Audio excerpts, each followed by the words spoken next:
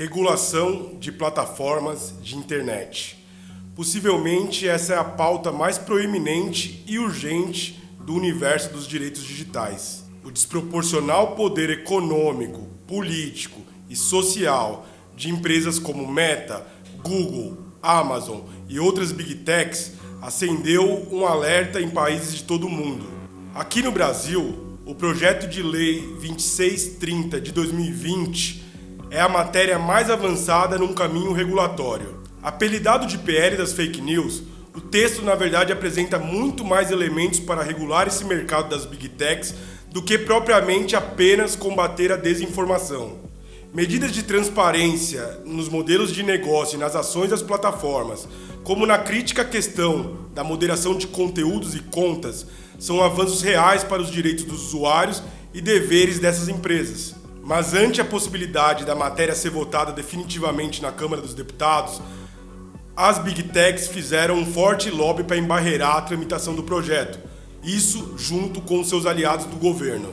De qualquer forma, essa é uma agenda dos direitos humanos na era digital que avança em outros países democráticos. A União Europeia, por exemplo, acabou de aprovar o Digital Services Act, que nada mais é do que um marco regulatório para a atuação das grandes plataformas no bloco europeu. Ela vai atingir empresas que têm uma base de usuários superior a 10% da população do bloco, ou seja, algo em torno de 45 milhões de pessoas. A lei deve entrar em vigor em 2024 e certamente servirá como um farol para outros países. E ela também dialoga muito com o que a Coalizão Direitos na Rede defende em sua campanha por regulação de plataformas, que é mais transparência, mais direitos digitais, mais democracia. E tudo isso a gente vai discutir no episódio de hoje, que recebe Vitor Durigan, coordenador de Relações Institucionais do Instituto Vero, entidade integrante da Coalizão Direitos na Rede.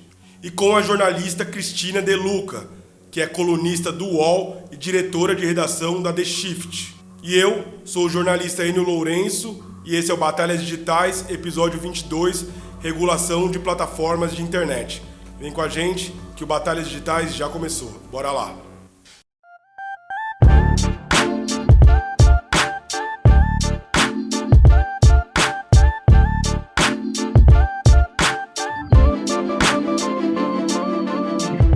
Bom, maravilha, gente. Obrigado, Cris. Obrigado, Vitor.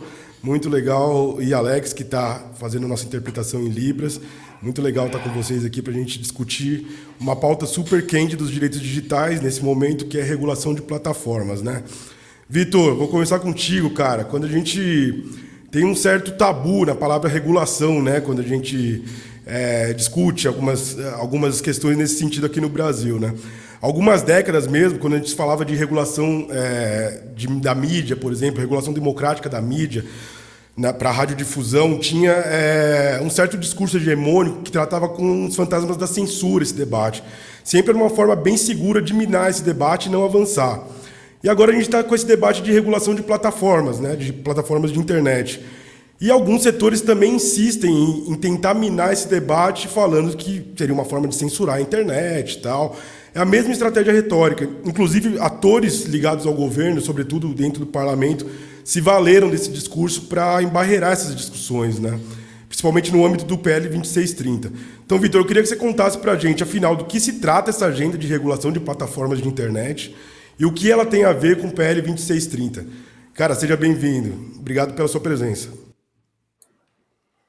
Oi, Enio, tudo bem? Primeiro, eu que queria agradecer pelo convite, por poder participar nesse espaço aqui, que ele é sempre muito produtivo e muito importante para a gente debater esses temas. E também queria dizer que é uma honra compartilhar esse espaço aqui com a Cristina, que é uma pessoa que está nesse debate há muito tempo, então compartilhar o debate com ela e a experiência com ela aqui é uma honra. E partindo para essa primeira pergunta que você nos trouxe, Enio, de fato, assim, pensar a regulação de plataformas e de mídia como um todo, existe uma muleta argumentativa que busca sempre caracterizar automaticamente toda e qualquer regulação de plataformas como prejudicial, por exemplo, à liberdade de expressão. Ao mesmo tempo que, na verdade, o que se busca é justamente o contrário. O que se busca quando a gente pensa em regular plataformas é ampliar o acesso ampliar a democratização de acesso às informações, ou seja, é ampliar a liberdade de expressão.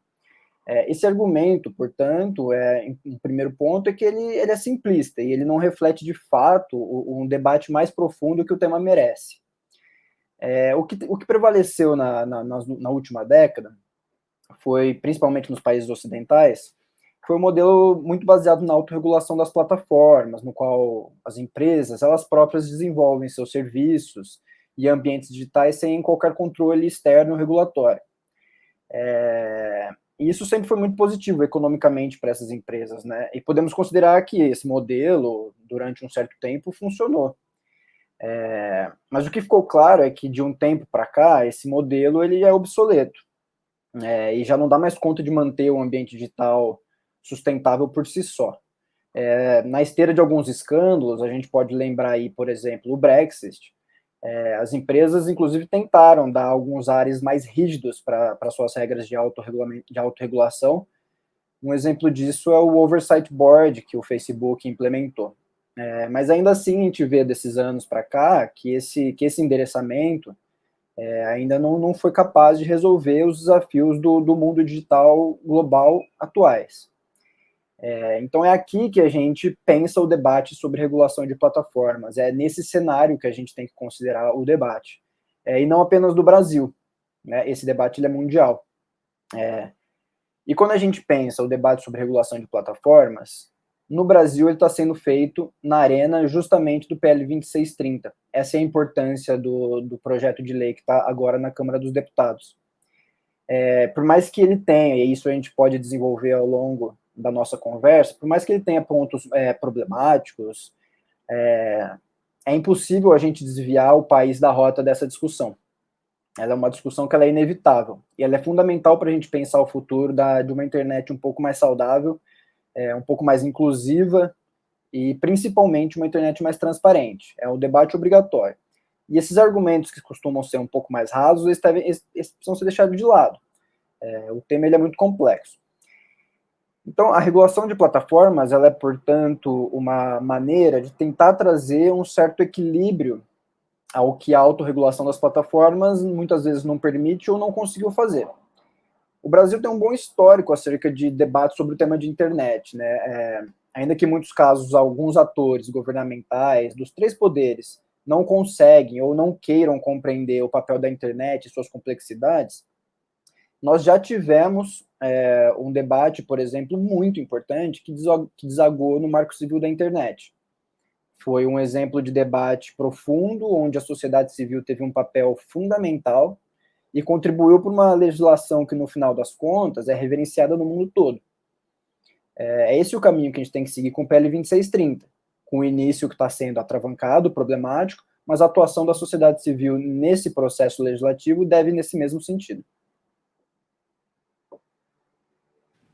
Perfeito, Vitor. Um ótimo preâmbulo. Acho que a gente já inicia bem para categorizar um pouco e lembrar do histórico das discussões brasileiras, né, sobre legislações de internet. E, Cris, agora contigo, primeiro, muito obrigado por você estar aqui com a gente, né? Eu, como leitor e colega seu, é um grande prazer de estar contigo aqui nesse debate para a gente discutir regulação de plataformas, né? Então, vamos lá, Cris. Em outubro de 2020, né, você escreveu um artigo lá no Wall Tilt intitulado Regulação das plataformas sim, regulação da internet não. Uma boa parte do texto se dá no contexto dos Estados Unidos, naquele ano 1 da pandemia, né? E também às vésperas da eleição do Biden.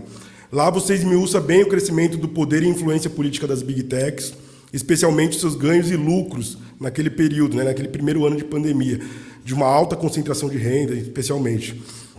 E o que a gente vê 2 anos depois é que muitos daqueles assuntos no seu texto também desaguaram aqui, quando a gente está debatendo regulação de plataformas, como, por exemplo, os problemas de publicidade direcionada e conteúdo impulsionado durante períodos eleitorais, ou mesmo de transparência na moderação de conteúdo. Por fim, você aponta os desafios globais em termos de governança da rede e as diferenças entre o que é regular plataformas e o que é regular a internet. Então, eu queria que você explicasse para a gente quais são essas diferenças, né? O que se trata mesmo de regular plataformas e regular a internet, quais são essas diferenças e por que esse mercado das Big Techs precisa de regulação. Seja bem-vinda, Cris. Muito obrigado pela sua presença. Obrigado, Enio.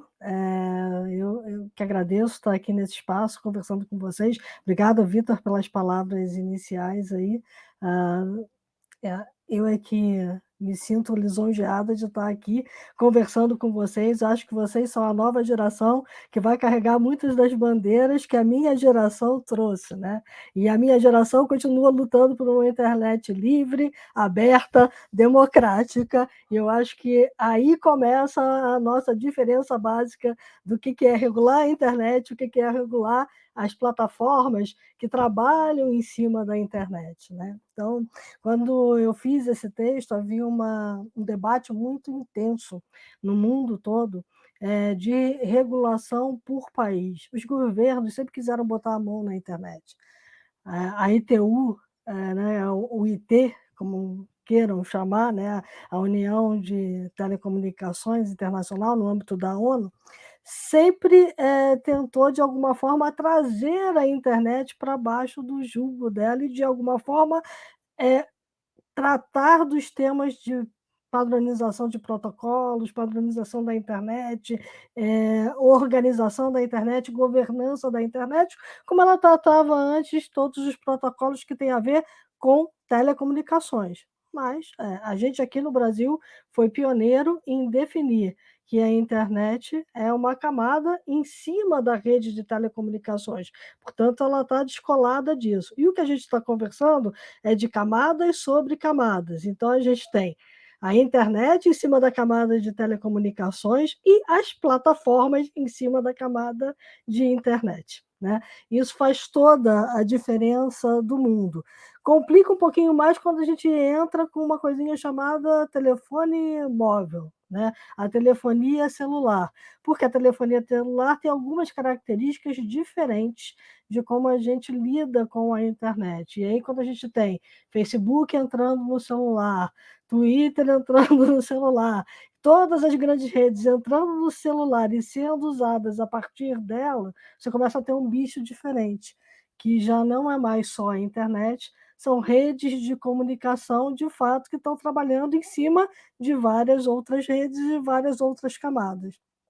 Então, quando eu fiz o texto, e eu tentei separar bem as coisas, hoje mesmo eu estava lendo um texto do Lula fora do Brasil, e o Lula dizendo que a gente tinha que regular a internet. Eu falei, não, a gente tem que regular as plataformas de internet, e a gente precisa que esses conceitos fiquem bem claros para todo mundo, né? Porque, assim, faz toda a diferença na hora da gente estabelecer as regras do jogo, né? E quando a gente olha para as plataformas de internet, a gente está olhando para jardins murados, aonde aquela máxima de que você não pode mais, ou não deve, né, culpar o mensageiro pela mensagem que ele está trafegando, talvez não valha mais. Por quê? Porque eles controlam a mensagem que está ali dentro, né? E isso vai se somar a um outro debate que está começando a ser feito agora, que é o debate da inteligência artificial. Ora, se vários atores do mundo de tecnologia defendem uma regulação para a internet, para a inteligência artificial, perdão, porque vem um problema nos vieses algorítmicos e na justiça algorítmica, a gente está falando de plataformas, porque eles usam os algoritmos para fazer várias coisas dentro das plataformas, tanto a própria calibragem do que ele vai mostrar para uma determinada pessoa, o que vai deixar de mostrar, quanto a calibragem também até para filtrar hoje um determinado discurso que ele supõe um discurso que não deveria estar circulando, né? Então, assim, eu não gostaria que as plataformas, quando eu defendi a regulação das plataformas, que elas se arvorassem a decidir o que eu quero ver, o que eu posso ver, e o que eu vou falar nas plataformas. Por outro lado, eu acredito que, como meios de comunicação, que elas realmente são, elas estão sujeitas a outras regulações de todos os meios de comunicação. Então, incide sobre elas, e deveria incidir, todas as outras legislações que a gente tem. Então, não deveria circular calúnia, não deveria circular difamação, não deveria circular fake news, né? Então, só que é muito difícil para a gente também definir o que é fake news. Então, a gente está num momento, hoje, da internet, onde a gente tem muita coisa nova e muita coisa por definir. A gente não consegue definir claramente o que é fake news. A gente sabe o que é, consegue perceber claramente quando a gente está diante dela. Mas para definir numa lei é muito difícil. A gente não consegue definir o que é inteligência artificial. E a gente está com dificuldade de definir os limites entre a internet e as plataformas. Eu acho que esse é o grande problema. Falta, principalmente para as pessoas que estão legislando sobre isso, entenderem toda essa complexidade que a gente está falando. Legal, Cris. Aproveitando que você falou sobre definição, né, de desinformação, de fake news, uma das vantagens que a gente dizia, né, na coalizão é que, pelo menos, o texto não definia fake news naquele momento, desinformação, para não criar um problema maior, né, de Ministério da Verdade, por exemplo, né? E aproveitando, Vitor, que tem esse famigerado apelido, né, de pele das fake news, depois de um tempo a gente tem tentado mostrar que o escopo é muito maior do que combater desinformação, né? Nós, digamos, estou dizendo coalizão na rede. E o nome do projeto mesmo, o nome da lei, se chama Lei Brasileira de Liberdade, Responsabilidade e Transparência na Internet. Então, Vitor, voltando então para o PL 2630, eu queria que você comentasse para a gente, nesse último relatório apresentado pelo deputado Orlando Silva, quais são os benefícios que tem ali para os usuários, né? O que tem de avanços reais para os usuários e em se tratando também de deveres para as plataformas. Excelente, Enio. Eu acho que essa sua pergunta, ela dialoga muito diretamente com o que a Cristina trouxe, porque, de fato, não existe nenhum consenso entre especialistas, sociedade civil, no Brasil e no mundo, de definições complexas como essa.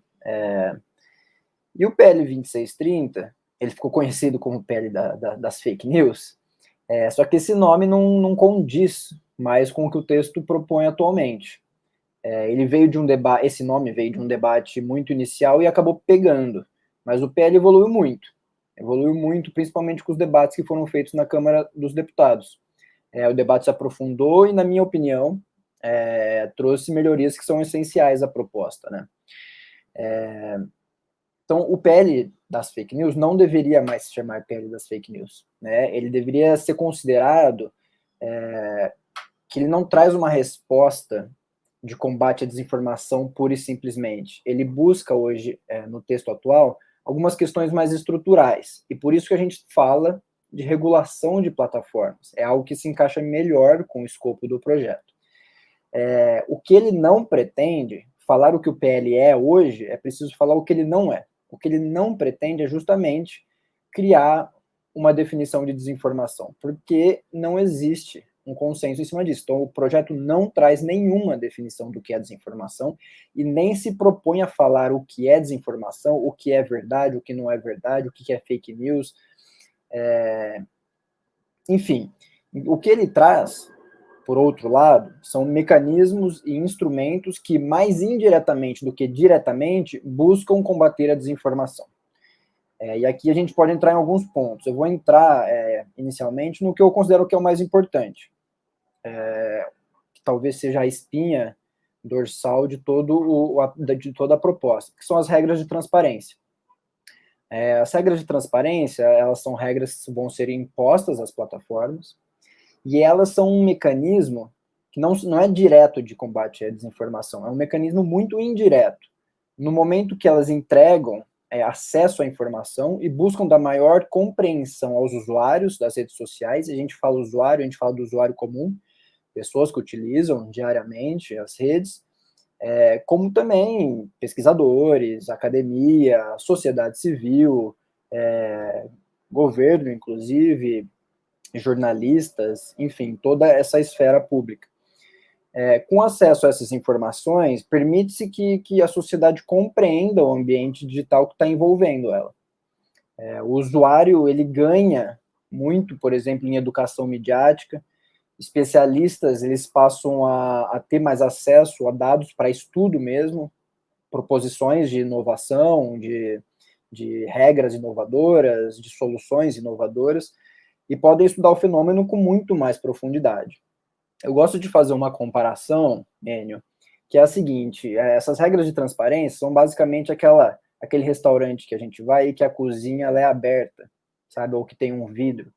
E o cliente, quando se senta nessa cozinha, ele consegue observar o que está acontecendo lá dentro. Ele vê se a cozinha é limpa, ele vê se quem está trabalhando lá dentro trabalha em harmonia, se a cozinha está funcionando bem, o fluxo lá dentro funciona bem. Ao mesmo tempo, o cliente que está ali observando não consegue descobrir os segredos que o chefe está aplicando ao ingrediente, ao prato que ele tá construindo. Ou seja, é um jeito do cliente observar o que está acontecendo sem saber diretamente os detalhes do que acontece. As regras de transparência são isso. Permite a nós, usuários, olhar para essa cozinha, para essa rede social, plataformas, compreender um pouco mais se a plataforma tem regras boas, se a plataforma tem problemas, se o fluxo faz sentido, o fluxo não está fazendo sentido, existem problemas ou não. Ao mesmo tempo que a gente não vai enxergar, e esse é um argumento muito comum que as empresas trazem, vão ser liberados segredos empresariais, industriais. Não, o objetivo não é esse. A gente não vai saber os segredos empresariais, industriais, e esse é um argumento que se fala, por exemplo, muito no caso de transparência algorítmica, né? Então, esse justamente não é o objetivo das regras de transparência. A gente pode pensar aqui em outros pontos, por exemplo, as regras de transparência, elas esbarram diretamente nas regras de moderação de conteúdo. Um dos pontos importantes que o projeto traz são bases para que as plataformas e essas empresas realizem a moderação de conteúdo. O projeto não fala se a empresa é obrigada ou não a fazer moderação de conteúdo.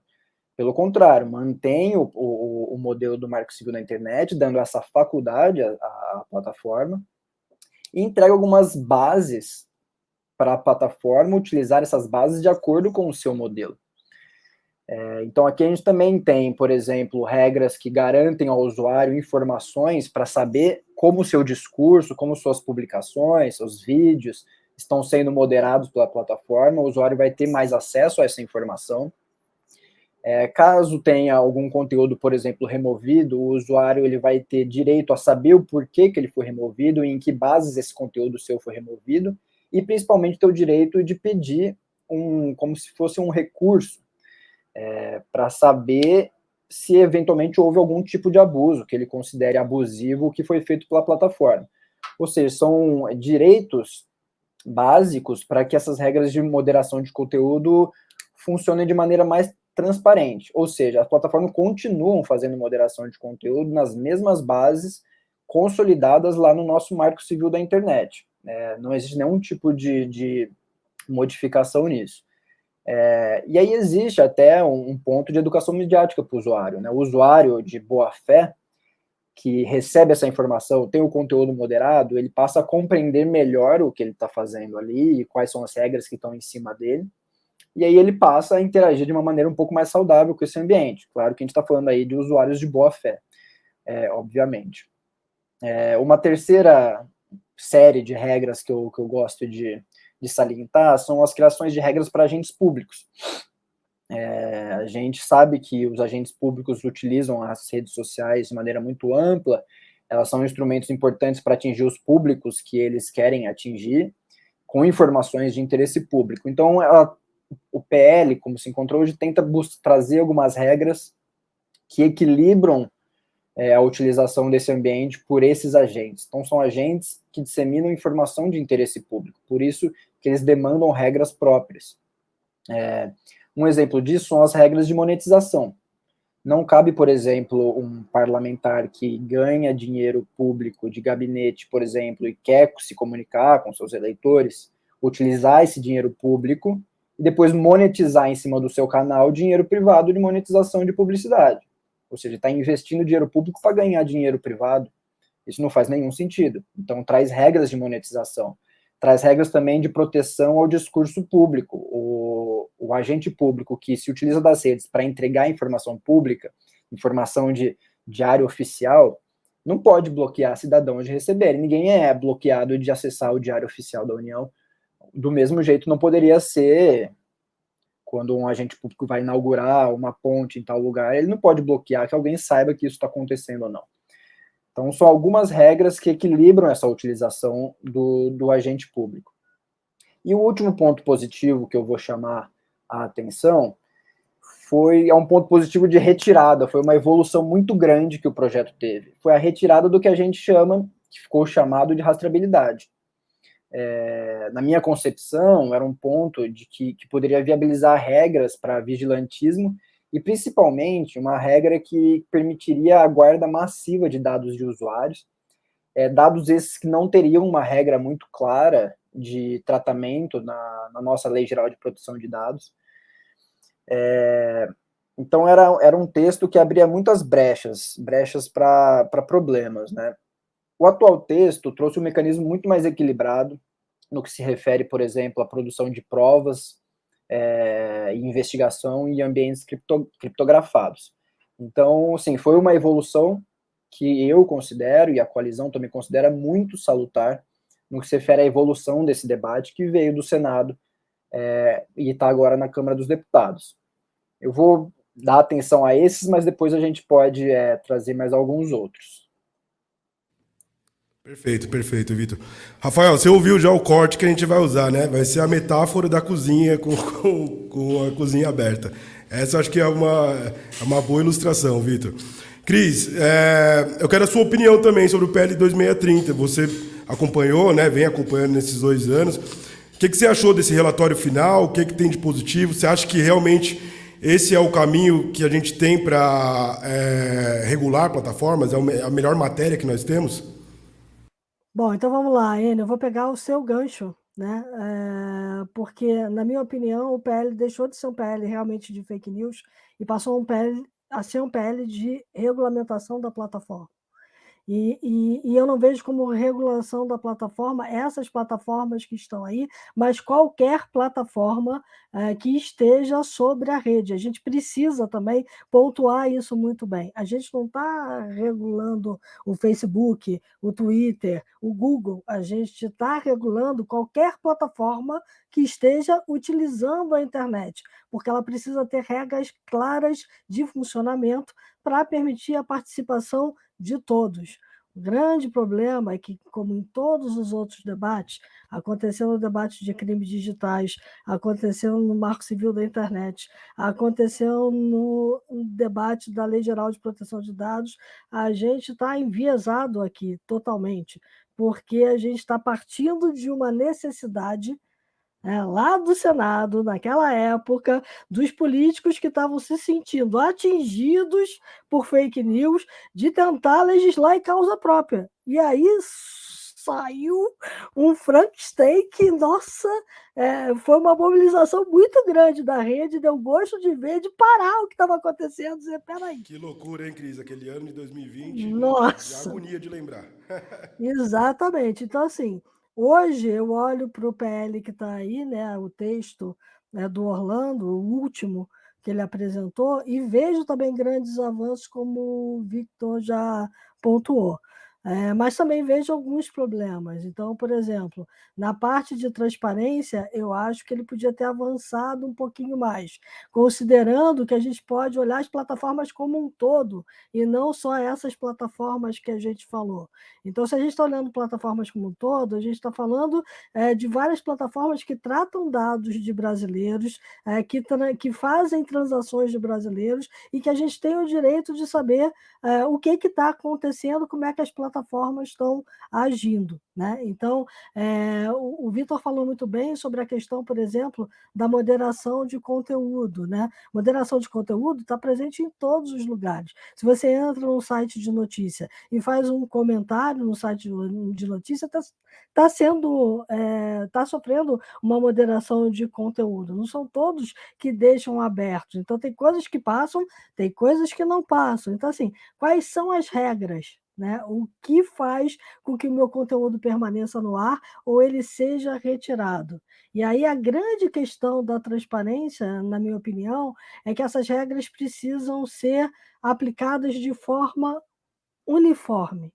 O que a gente vê hoje é que, mesmo que eu tenha o repúdio lá, né, e possa perguntar para a rede por que ela tirou o meu conteúdo do ar, a gente ainda fica com a sensação de que a plataforma aplica a regra de acordo com o seu bel prazer, né?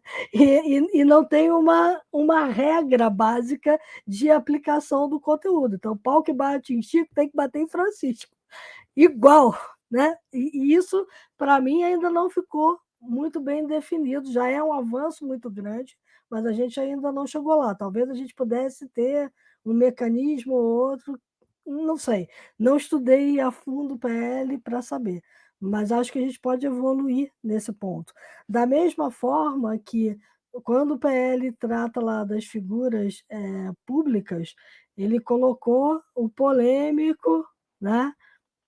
A polêmica questão da imunidade parlamentar, que o Orlando defende muito bem, dizendo está na Constituição, ninguém vai deixar de ser preso, ninguém vai deixar de ser punido porque cometeu um crime de calúnia, difamação, seja lá o que seja, mas, no fundo, o que a gente olha é o seguinte: se tem tanta polêmica e se tem gente que acha que isso abre um flanco, então retira.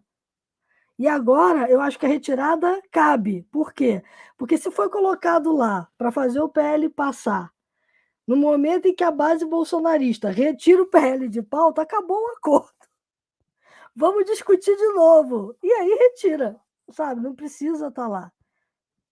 É fácil assim, né? Então, assim, eu vejo que tem aperfeiçoamentos que a gente poderia fazer, mas, sem dúvida, esse texto, de todos os textos que a gente teve até agora, na minha opinião, está num bom caminho. E eu acho que a gente tem que continuar debatendo. Não é um debate fácil. E a gente tem um vício aqui no Brasil de querer botar um ponto final rápido em coisas que são muito complexas. Então, vamos lá. A gente levou anos discutindo o Marco Civil da internet. A gente levou anos debatendo a Lei Geral de Proteção de Dados. A gente vai levar anos debatendo esse PL. Não é uma coisa para ficar pronto para essa legislatura. Eu acho que a gente pode dar uma trava, já que não passou, mas voltar com ele para a pauta e continuar discutindo, mesmo no bojo de uma eleição, porque essa discussão é importante. Talvez não valha a pena a gente aprovar ele rapidamente agora, porque a gente corre o risco de ter os contrabandos entrando ali no meio do caminho por causa de acordo para o PL andar rápido, e aí a gente acabar desvirtuando o que está indo num bom termo, na minha opinião. Perfeito, Cris. Tem algumas questões que tanto você, Cris, quanto o Vitor tocaram agora que eu quero aprofundar um pouco mais, mas antes a gente vai trazer um comentário externo também para comentar esse tema de regulação de plataformas. Rafa, só para a gente, por favor.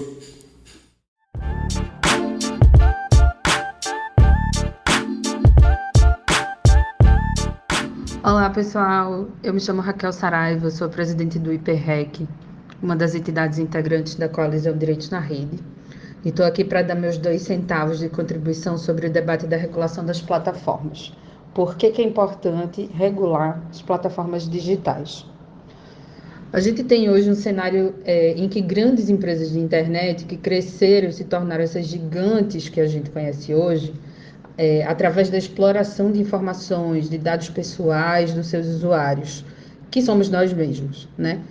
Ao mesmo tempo, sem um cenário regulatório estabelecido, dentro da lógica do que o que não é proibido é permitido, elas foram crescendo e nunca tiveram que dar uma mínima satisfação do ponto de vista jurídico. Ao longo do tempo, nós fomos estabelecendo alguns marcos mínimos, marcos legais, né?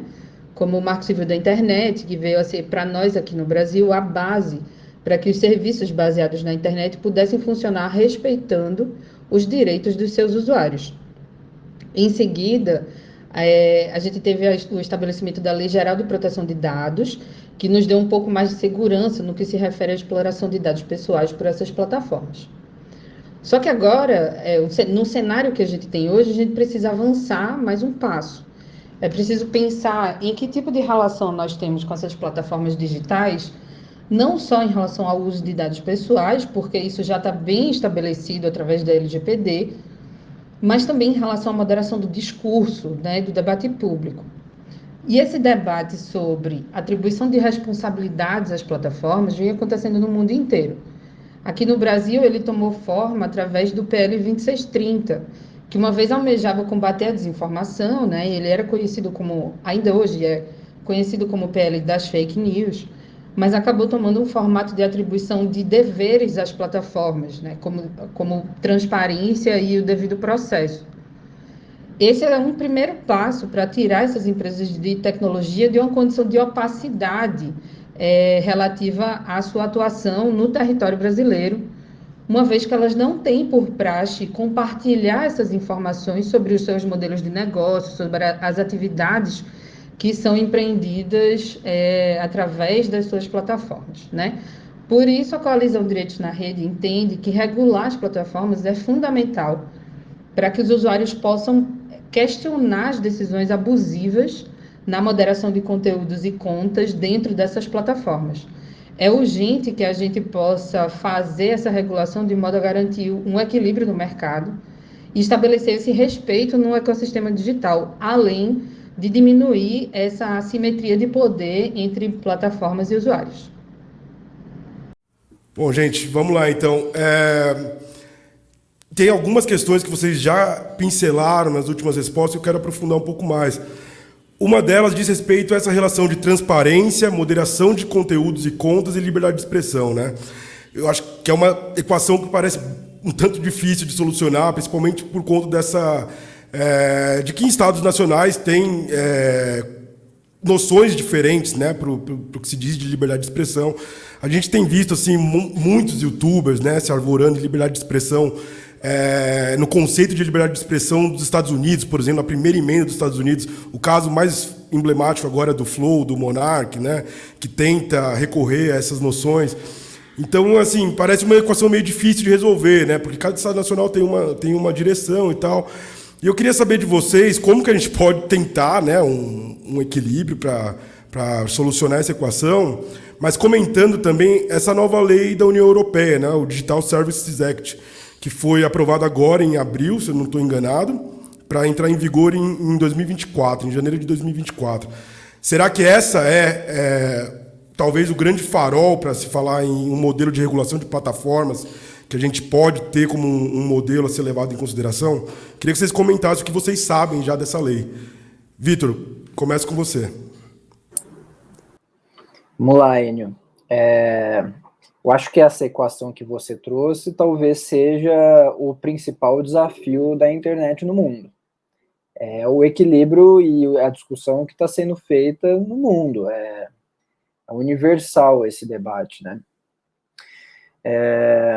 Então, assim, pensando no que você trouxe, dos exemplos internacionais, a União Europeia, com a Digital Services Act, o DSA, o que ela busca é uma estratégia parecida com a GDPR, que é a Lei de Proteção de Dados também da União Europeia, que mesmo ela sendo elaborada localmente, né, os países que compreendem o bloco da União, o conteúdo, o que ela impõe, as regras internacionais de compartilhamento de dados, ela tem um raio de impacto mundial. Então, não dá para falar que a GDPR é uma lei local. Tanto é que conseguiu fazer com que esse raio de impacto funcionasse. Aqui no Brasil, a gente teve o nosso debate, foi aprovada a nossa Lei Geral de Proteção de Dados, o LGPD, intimamente impactada pela GDPR. Então, assim, a estratégia com o DSA parece ter alguns passos muito semelhantes. Passando por um pouco o que é o DSA, assim, a gente não tem ainda um texto que foi tornado público. O texto que está sendo debatido, ele entrou em um acordo para uma possível aprovação. Então, o debate lá parece ter evoluído. A expectativa é que seja algo que de fato vai impactar diretamente nesse tema da regulação de plataformas e vai sim ser uma base de debate para o resto do mundo, como foi a GDPR. É difícil assim a gente pensar nos resultados, falar assim, não, o DSA vai ser estritamente positivo ou vai ser estritamente negativo. O debate, como ele é mundial, ele é muito novo, ele é feito em cima de fenômenos muito novos, de um debate muito complexo, que tem poucos anos, apesar de já estar sendo discutido há algum tempinho, poucos anos de estrada, assim, né? Não é um debate antigo. Então, todo esse tipo de debate de regulação que está sendo feito, foi feito na Alemanha, na Austrália, é feito nos Estados Unidos, em outros países na Europa, na França, no Brasil, todos eles têm um quê de aposta, assim, de uma aposta muito bem estudada, não é uma aposta aleatória, uma aposta muito bem estudada, mas que a gente só vai compreender os frutos, as consequências boas e negativas daqui a alguns anos. Então, pensar o DSA é pensar em cima de algumas bases que saíram, assim, né? O que ele traz de importante? Foi um ponto que a Cristina trouxe, que é super relevante, que é um debate e uma lei feita em cima de princípios. A gente não pode pensar nenhuma regulação, nem o DSA, nem o PL 2630, em uma regulação em cima de uma tecnologia já existente. As tecnologias elas são feitas com base em decisões empresariais, econômicas, e as tecnologias evoluem. Se a gente fizer um debate regulatório em cima de uma tecnologia, ele vai ser obsoleto em meses. Então, assim, é uma decisão que a empresa tomar, acabou a lei. Todo debate tem que ser feito em cima de princípios, tem que ser uma lei principiológica, e esse parece ser o caminho que a União Europeia escolheu pelo DSA. Um debate feito sobre direitos fundamentais e também uma lei com um enquadramento nos direitos humanos. Então, assim, traz um escopo de projeto que pode ser modelado ao longo da evolução tecnológica, mas que garante direitos básicos, direitos de expressão, de privacidade, etc. Esse parece ser um ponto muito positivo que o DSA deve trazer para o debate mundial. Outro ponto extremamente positivo, e a Cristina também trouxe na fala dela anterior, que é a questão da transparência. A gente fala da nossa transparência do que está sendo debatida no PL 2630, o DSA deve trazer regras mais rígidas de transparência. Deve trazer relatórios mais complexos, regras mais complexas para a transparência. Então, acho que esse também vai ser um ponto da espinha dorsal desse projeto da União Europeia. Existem alguns outros pontos que ainda, pelo menos para mim, ainda não ficaram muito claros. Existe a possibilidade, por exemplo, de um banimento de uso de dados pessoais sensíveis para anúncios. Existem algumas regras para moderação de conteúdo. Algumas regras, por exemplo, para moderação de conteúdo, para que plataformas talvez tenham algum tipo de obrigação de exclusão de conteúdos que sejam ilegais, muito parecido com as obrigações do NetzDG da Alemanha. Esse é um debate que ele é difícil de ser feito no Brasil, porque ele pode ter implicações e divergências do modelo do Marco Civil da internet, então isso é algo que tem que ser avaliado e compreendido dentro do contexto europeu e dentro do contexto brasileiro. Mas o principal que eu traria é justamente a lei baseada e orientada em princípios de direitos humanos e direitos fundamentais, e uma lei baseada em regras de transparência que vão ter impactos nesse raio mundial muito semelhante como foi feito a Lei Geral de Proteção de Dados. Acho que é um pouco isso. Certo, beleza, Vitor. Cris, e você, o que acha dessa DSA? O que você está acompanhando dos debates? Realmente é um farol para a gente pensar em regulação de plataformas? Olha, tudo que vem da Europa é um farol para a gente, né? E por uma questão muito simples. Eu gosto muito do modelo europeu de discutir as regulações. Por quê? Porque ele tende a olhar para os riscos e não tanto para a tecnologia em si, né? Então, ele olha para os riscos de aplicação da tecnologia. E aí, quando a gente está falando de riscos de aplicação da tecnologia, de novo, parece que as coisas se sobrepõem, né? Então, ele se sobrepõe ao GDPR, que já se sobrepôs a uma outra legislação, vem aí a legislação de inteligência artificial da União Europeia, e uma coisa vai casando com a outra. Quando você olhar no final de tudo, você vai ver que tem ali regras muito básicas de você mexer com a economia digital, né? Então, assim, muita da preocupação da União Europeia é olhar para as implicações sociais, políticas e econômicas de tudo que a gente está fazendo no digital. E isso é que eu acho que é mais fascinante da forma como os europeus olham para as grandes plataformas, olham para a internet, olham para a economia digital como um todo. Então, quando eles começam a definir regras para transparência, regras para troca de dados, eles estão olhando também para tornar a Europa um grande player desse mercado, né? A gente não pode esquecer isso e não pode tirar isso de perspectiva de jeito nenhum, né? Porque eles estão se protegendo o seu cidadão, porque a gente também não pode esquecer que a Europa sofreu muito com grandes guerras, está sofrendo com outra agora, e cada guerra que está próxima, ou no próprio continente europeu, ou muito próxima do continente europeu, tem implicações muito fortes para o continente. Então, por exemplo, a gente agora está vendo a guerra da Ucrânia, deve ter um impulso enorme em energias renováveis, porque o europeu se deu conta de que não pode ficar à mercê do gás que vem da Rússia, né? Então, assim, no fundo, é a Europa olhando para o entorno dela e dizendo assim, bom, como é que eu estabeleço regras claras para que o jogo se estabeleça e eu não tenha sofrimento nem social, nem político, nem econômico. Quando o Vitor fala da legislação alemã e das regras de moderação de conteúdo e de ter o take notes,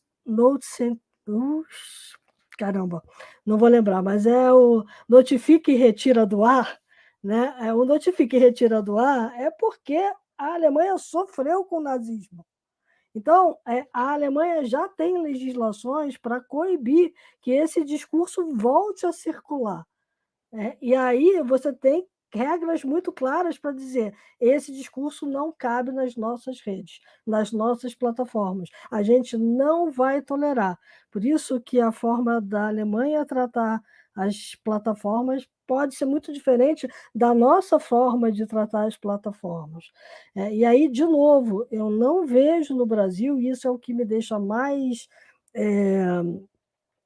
angustiada, esse debate chegando na população, na sociedade. Esse debate fica entre a gente aqui, fica entre os estudiosos da rede, fica entre os estudiosos da comunicação, fica entre os estudiosos da governança da internet. Mal chega no parlamento, que se arvora a criar regras, né, para definir isso tudo, que a gente mesmo discute entre a gente se pesou demais a mão, se a mão está leve demais, se deve ter essa regra, se não deve ter essa regra.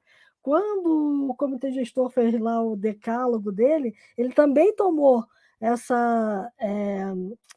esse cuidado de não pesar demais e de ter todos os segmentos ali representados. Claro que você olha para a sociedade civil e a sociedade civil quer mais liberdade. Você olha para o governo quer mais controle. A gente caminha para um meio termo, né? Tem que caminhar para o meio. E o comitê gestor é uma forma de fazer isso, caminhar para o meio. Muita gente não entende, né? Acha que o comitê gestor demora muito para para emitir uma resolução, mas é que os debates lá dentro são violentos. E o comitê só publica alguma coisa quando se chegou a um determinado consenso. E o consenso só se faz com determinadas concessões mesmo, né? Você tem que, um lado abrir mão de algumas coisas, o outro lado abrir mão de outras, e a gente caminha para aquele mínimo aceitável. A história da internet no Brasil foi toda construída assim.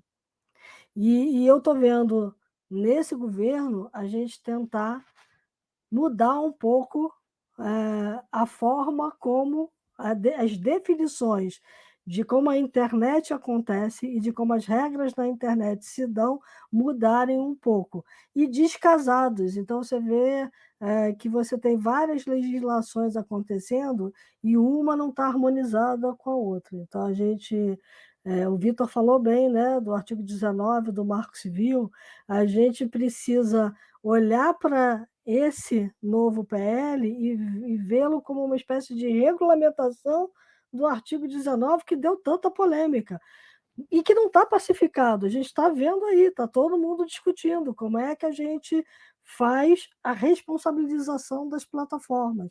Será que elas não têm que ser responsabilizadas de nada? Parece que a história está mostrando para a gente que não.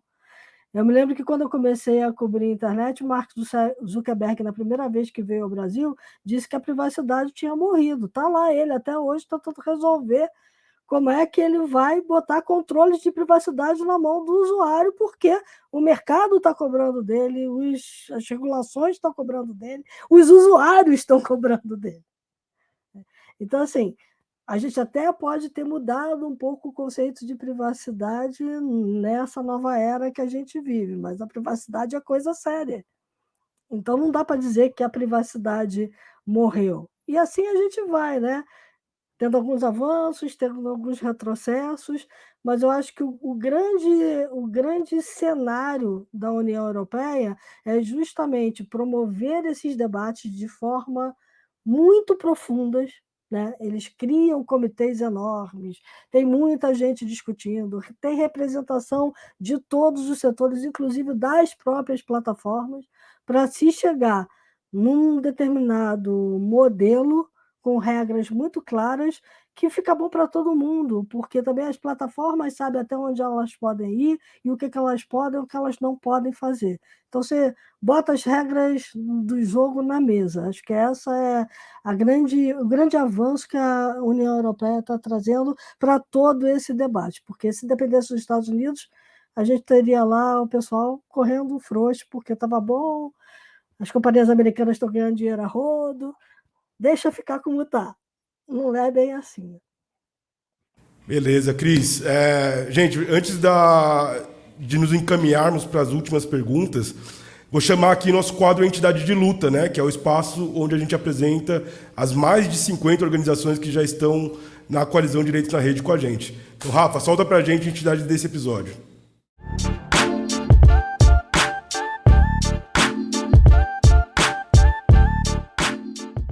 Salve pessoal, eu sou Paulo Lima, sou formado em História, venho do Rio de Janeiro, sou mestre em Gestão de Recursos Naturais da Amazônia, uma pesquisa sobre conflitos socioambientais no entorno da exploração da madeira.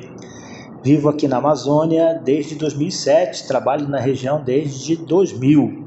Eu sou do Projeto Saúde e Alegria, faço parte da coordenação geral e tenho como responsabilidade também as ações de fomento, apoio e desenvolvimento de redes comunitárias na nossa região. Esse projeto hoje inspira a formação da Escola de Redes Comunitárias da Amazônia, que atua para 7 organizações de 3 estados, Pará, Amazônia e Acre. É o primeiro ano da experiência de uma escola de redes comunitárias aqui na nossa região. Esse projeto tem apoio da Associação para o Progresso das Comunicações, entidade tão importante no desenvolvimento do uso cidadão da internet no Brasil. Aqui na nossa região, sei que a audiência é grande, espalhada por todo o país, nós temos um tremendo déficit de acesso à internet para projetos de desenvolvimento comunitário, né, para as redes comunitárias. O estado do Pará, os estados da Amazônia Legal são os que têm os piores indicadores de acesso nas suas áreas rurais. Nós trabalhamos aqui desde 1985, o Projeto Saúde e Alegria, com o fortalecimento integral, né, em várias áreas, seja educação, saúde, saneamento, organização comunitária, a formação de lideranças, trabalho com a juventude, para a população rural ribeirinha, para os povos indígenas dessa região. E para nós a internet é uma ferramenta fundamental para o desenvolvimento humano, né? Não é possível mais pensar em projetos de inclusão social na Amazônia sem que a gente tenha uma política de expansão da rede de acesso e das conexões para as populações rurais ribeirinhas, né? O impacto que tivemos com a pandemia, no acesso a aulas remotas, marcou isso de uma forma muito clara, né, no desempenho dos jovens de origem rural ribeirinha nessa região, toda a Amazônia. Então é preciso que a gente retome, junto com o apoio das entidades da coalizão Direitos na Rede, a importância de se pensar uma política que seja adequada à realidade que nós temos que enfrentar. Metade do território brasileiro, na Amazônia, não tem como uma responsabilidade do Estado a chegada de conexões satelitais ou outras formas de conexão para as comunidades rurais ribeirinhas. Então, nós estamos, de certa maneira, afastados de possibilidades criativas de educação, de acesso à informação para a agricultura familiar, para a saúde.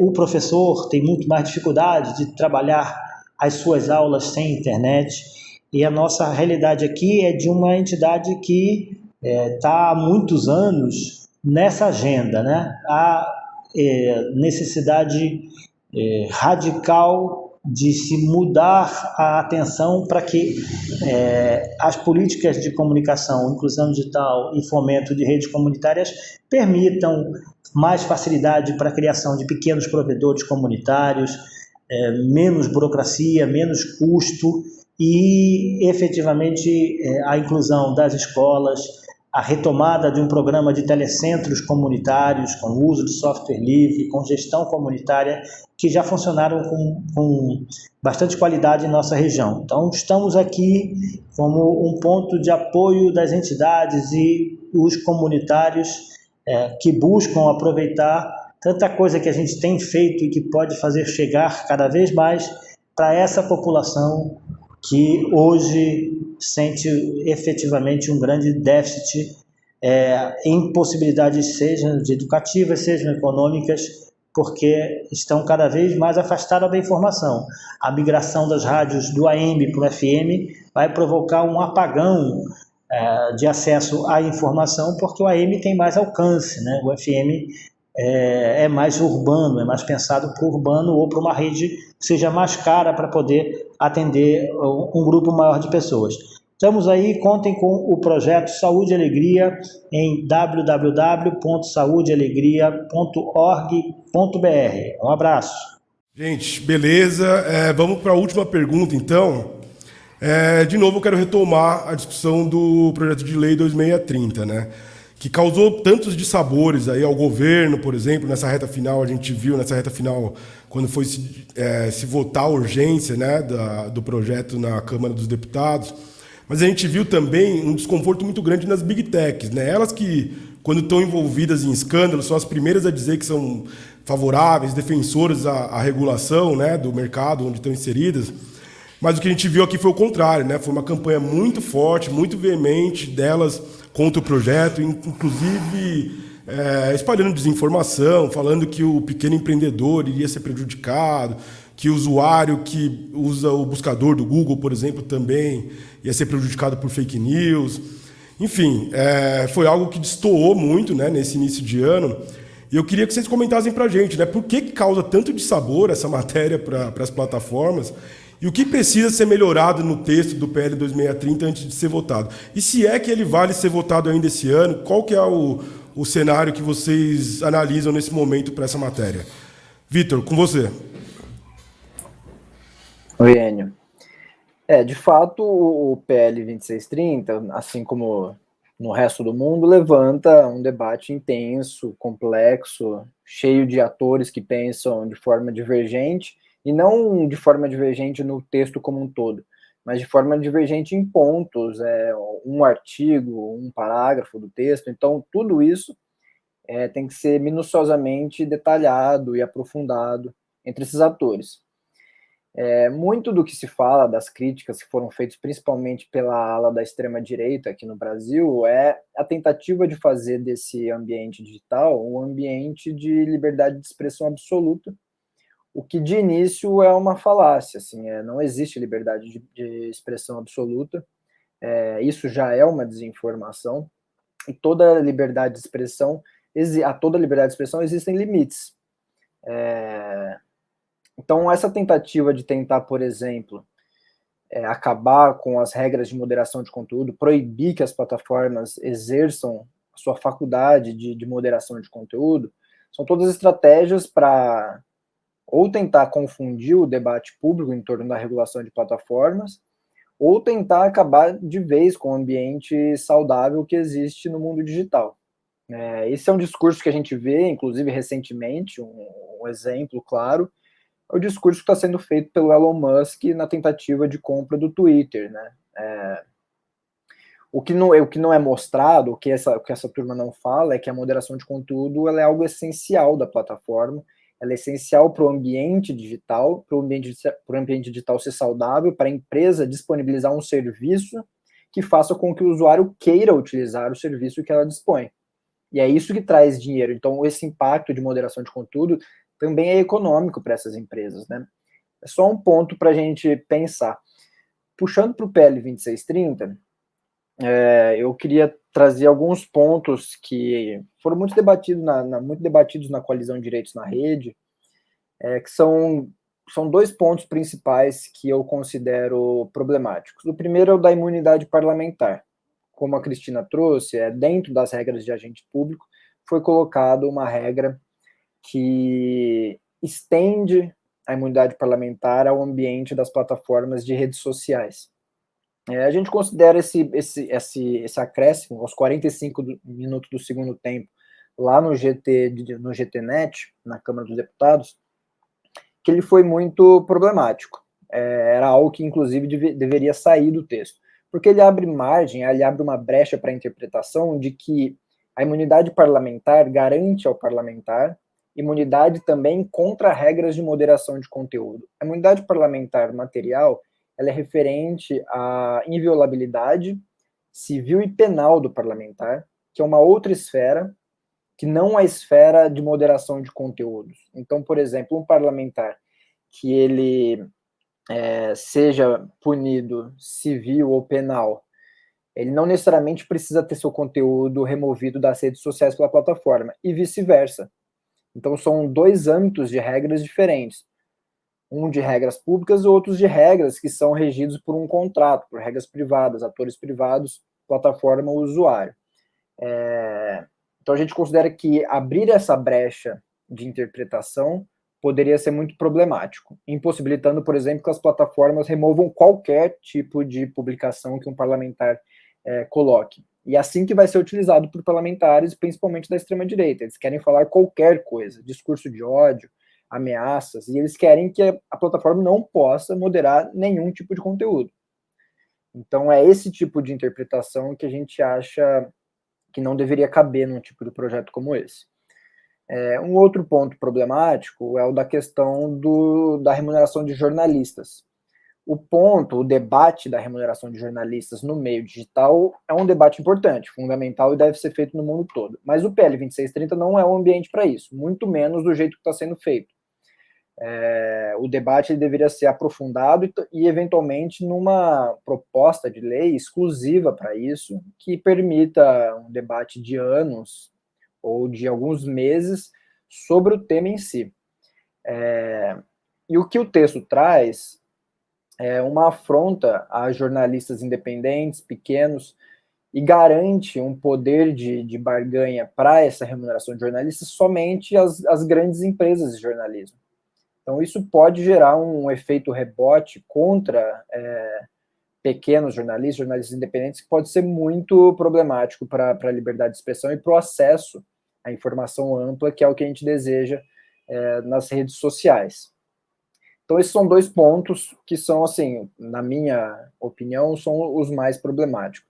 E tem um terceiro ponto, que é, voltando ao ponto da rastreabilidade, que seria muito, mas muito problemático um possível retorno. Esse debate ele ainda não deixa de existir, da rastreabilidade. Então é sempre importante ressaltar que a rastreabilidade não pode voltar para o texto. O texto deve seguir do jeito que ele está agora, né? Então esse é um último ponto que eu queria trazer. Eu considero, e aí essa é a minha opinião, que seria muito importante ter tido a possibilidade de existir uma lei de regulação de plataformas para antes das eleições de 2022. Eu acho que pode ser muito problemático deixar um vácuo legislativo nesse tema, um vácuo legislativo que pode eventualmente ser preenchido por outra legislação mais simplista, eventualmente aprovada a toque de caixa, e isso é muito problemático. Então, eu acredito que o debate sobre o PL 2630, eu gostaria que tivesse avançado um pouco mais. Ele ainda tem espaço para avançar e a gente espera que ele avance, principalmente todos esses temas super importantes que a gente está debatendo aqui hoje.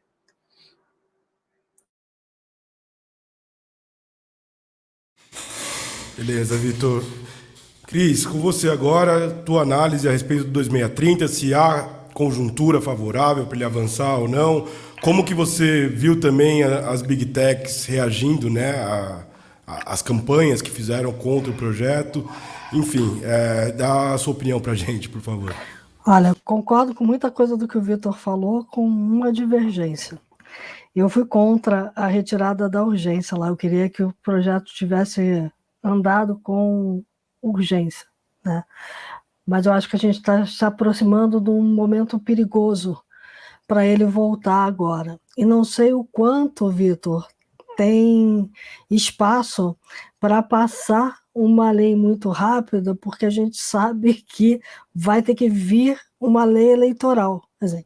Então, assim, tem alguém lá no TSE, e o Alexandre de Moraes já deixou um pouquinho isso no ar, olhando para a questão de que como é que eu vou tratar as redes e as mídias sociais durante o período eleitoral e o período de campanha eleitoral.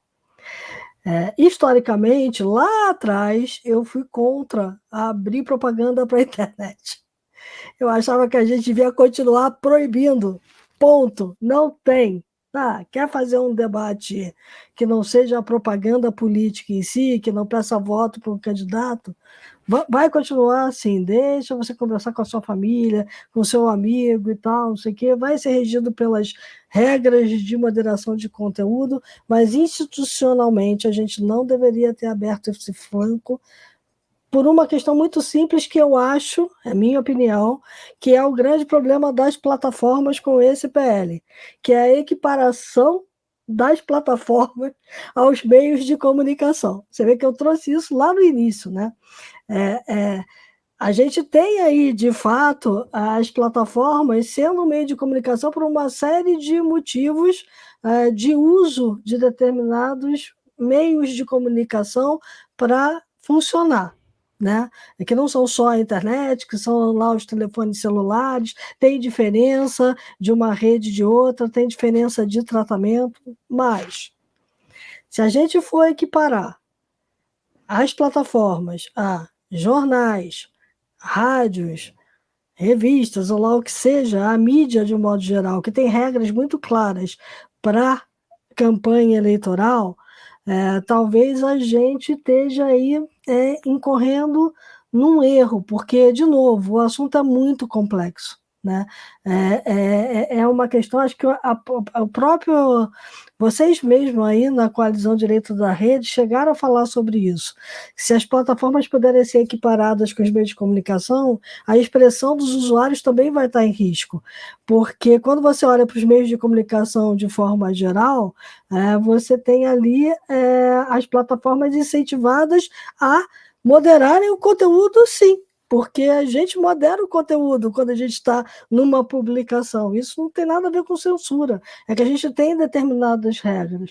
Eu fui diretora de conteúdo de várias plataformas de internet, de vários sites, e na época eleitoral era um Deus nos acuda. Por quê? Porque a gente podia receber uma notificação da Justiça Eleitoral para tirar um conteúdo do ar por qualquer meio. Então, a partir do momento que a internet está disseminada por toda a organização e o cara lá da gráfica, papel, tem um e-mail, pode chegar no e-mail dele, de madrugada, uma notificação para retirada de conteúdo. Então, a gente ficava desesperado, monitorando tudo que entrava, tudo que saía, porque a gente podia ser notificado por qualquer meio. Né? E aí a gente tem um problema sério. Do ponto de vista das plataformas, essa equiparação com meios de comunicação traz uma série de outras questões. Tem um embate enorme com as grandes cadeias de TV, com as grandes redes de comunicação, que infelizmente foi também levado aí para dentro desse PL, quando talvez a gente não tivesse que tratado disso. E aí o Vitor foi muito claro quando ele falou do conteúdo jornalístico, é o mesmo aqui. Talvez a gente tivesse que ter um outro debate, numa outra seara, olhando para modelos de negócio, e não para a questão de liberdade de expressão, fake news ou regulação de plataforma. E aí elas se mobilizaram, porque isso atinge o negócio delas diretamente. Atinge, sobretudo, aquela monetização feita por dados e propaganda direcionada. Então, assim, a gente de fato tem que olhar com muito cuidado para todas essas questões. E aí eu diria para o Vitor o seguinte: olha, eu realmente não sei, eu estou na dúvida, sabe? Assim, eu briguei muito para não cair a urgência, mas agora, com o panorama que está sendo colocado aí, eu estou começando a achar que deixa o Congresso, porque o Congresso tem coisa mais importante para lidar nesse momento. A nossa democracia está em risco. E talvez a gente possa deixar esse debate para um outro momento, porque a lei eleitoral pode ter pesos e contrapesos aí que dê conta do recado para uma eleição. É isso, gente. 2022 tem muito chão pela frente ainda, né? Não sei se dá para chegar numa síntese, mas assim, consigo entender a partir do nosso debate que muito foi feito, né? A gente já caminhou bastante se tratando de regulação de plataformas, para construir uma legislação que caminhe nesse sentido, mas também ainda não temos a matéria perfeita, né? Então, aqui eu acho que serve, né, nosso espaço como um debate que pode servir aí para os parlamentares também, para não deixar essa peteca cair quando essas discussões forem retomadas. A coalizão continua, né, com seus canais divulgando uma campanha sobre regulação de plataformas. Acho que quem quiser acessar, vai lá em direitosnarede.org.br, nossos canais no Twitter, Instagram, Facebook, LinkedIn também que temos agora. Então, pode procurar nossas publicações a esse respeito. Gente boa, foi ótimo conversar com vocês. E agora eu deixo um minutinho final para vocês divulgarem alguma iniciativa das organizações de vocês, do trabalho de vocês. E é isso. Obrigado pela presença, Vitor. Valeu demais essa troca de ideias, cara. Enio, eu que agradeço novamente aqui pelo convite. Também queria agradecer novamente a compartilhar esse espaço aqui com a Cristina. É sempre bom ouvi-la, sempre bom aprender e estar com os nossos ouvidos abertos para compreender todos esses temas que são muito complexos, e é o debate que deve ser feito, né? Eu acho que a necessidade do Brasil de não fugir desse debate, eu acho que isso é o principal. O Brasil não deve se abster de fazer o debate da regulação de plataformas, e eu acredito que perdeu uma chance de fazê-lo quando não aprovou a urgência. E é claro que agora existem toda essa problemática, e eu acredito que os pontos levantados pela Cristina são importantes. Então, assim, o Brasil perdeu uma oportunidade na época. Agora é preciso rever, repensar as estratégias e continuar repensando esse debate que não pode parar nunca. Eu queria agradecer e falar para o pessoal que seguiu no Instituto Vero. Nós somos uma organização nova, temos 1 ano aí pela frente de funcionamento, então estamos reerguendo essa iniciativa. Sigam a gente nas plataformas, Vero Instituto no Twitter, no Instagram, sigam os nossos materiais, a gente sempre publica, acompanha o Congresso Nacional, acompanha toda essa temática e cria conteúdo para vocês acompanharem esses temas. É isso, obrigado, pessoal. Valeu, Vitor. Cris, super obrigado também pela sua presença. Foi muito bom trocar uma ideia contigo. Eu já antes, como um leitor assíduo e colega também, muito feliz de poder te ouvir também. E apareça mais vezes, viu? A casa é sua também. Obrigado, viu? Será um prazer. Olha, eu quero agradecer muito a participação aqui, de novo. Eu quero salientar que vocês são um sangue novo entrando nesse debate e a gente tem que ter mais gente. Então, quanto mais gente vocês puderem trazer para esse debate, melhor. Vitor, toda a sorte do mundo, todo sucesso para o que vocês estão fazendo. Enio, esse podcast aqui é super relevante e, assim, o fato de não querer que o projeto seja votado agora não quer dizer que ele não continue acontecendo. Eu acho que o debate está posto. A eleição vai trazer muita riqueza para esse debate. Então, a gente tem que continuar discutindo, continuar cobrando daqueles parlamentares que a gente votou, que eles se interem mais sobre o tema, né? A gente não pode esquecer disso. A gente vota, a gente está elegendo alguém e a gente quer que esse alguém defenda lá o que a gente defende, né? Então, ele está ali para ser a nossa voz, para falar pela gente. Então, assim, é muito importante que a gente fala muito da eleição para presidente, mas a gente está elegendo um Congresso novo. E ao eleger um Congresso novo, a gente tem uma responsabilidade enorme de colocar a gente lá que seja sensível a todos esses temas e, principalmente, que tenha estofo para fazer todo esse debate que é extremamente complexo, eu volto a dizer. Hoje eu virei empreendedora, estou escrevendo pouco no UOL, menos do que eu queria, porque eu tenho uma empresa minha agora, a The Shift, né? Eu e a Silvia Bassi criamos a The Shift. A The Shift é uma plataforma que olha para a disrupção digital, então que ajuda as empresas a fazer essa passagem para a economia digital. Então, muito do meu viés econômico vem daí, porque eu estou olhando como um todo, e como um todo, tudo que a gente faz no Congresso, olhando, pensando só nas Big Techs, afeta outras plataformas também. Então, a gente também tem que medir muito bem aquilo que a gente está fazendo. E eu acho que esse debate ainda vai amadurecer mais, viu? Eu acho, sinceramente, que a gente não chegou no fim. E eu não gostaria de ver aprovado esse ano, não, porque a contaminação da eleição vai ser muito grande para aprovar algo correndo agora. Perfeito, Cris. Obrigado. Obrigado, Alex, também, que fez a nossa interpretação de Libras. Obrigado, Rafa, que está na técnica, Rafa do Coletivo Digital. E é isso, gente. Fechamos o episódio 22 do Batalhas Digitais, Regulação de Plataformas. Em breve a gente está de volta. Obrigado, valeu.